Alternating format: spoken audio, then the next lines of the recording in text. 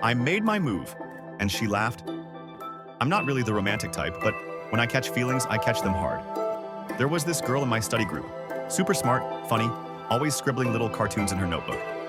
We weren't close, but we'd talk a lot during breaks, and I found myself looking forward to her voice more than anything in that class. So I decided to make her something special. I'm kind of decent at art, nothing professional, but I've always doodled.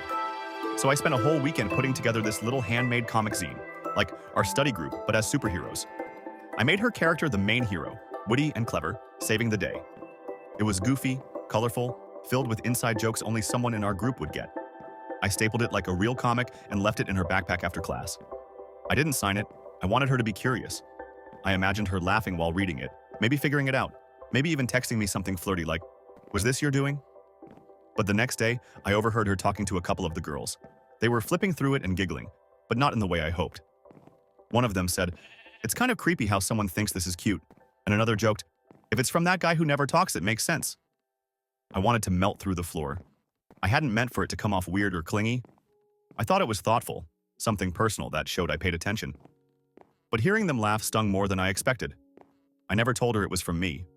I just sat in silence the rest of the session, trying not to look at anyone.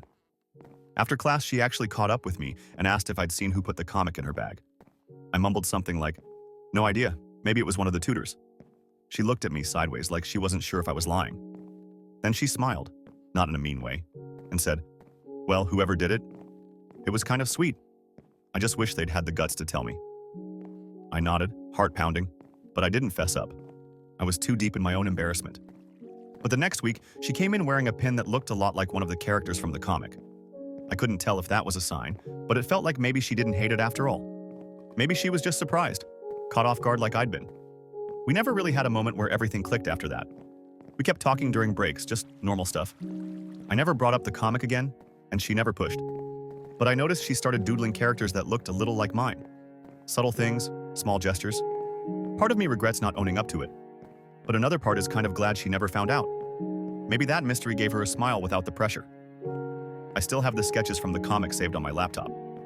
I don't think I'll make anything like that again anytime soon, but I'm glad I tried, even if it ended with awkward laughs. Subscribe for more stories.